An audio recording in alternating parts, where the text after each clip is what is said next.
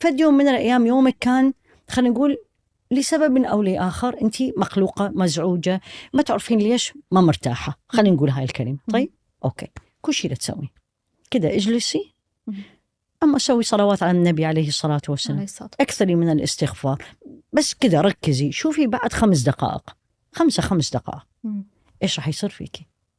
سبحان الله.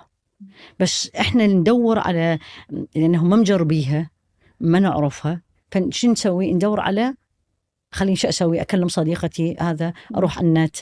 بينما لما هذه يجي أقعد دقيقة أو دقيقتين أو 3، لذلك تشوفين أكيد أنت منتبه على هذا الشيء، الناس المربوطة في الله فعلا حقيقة مو خارجيا دائما تكون ناس هادية.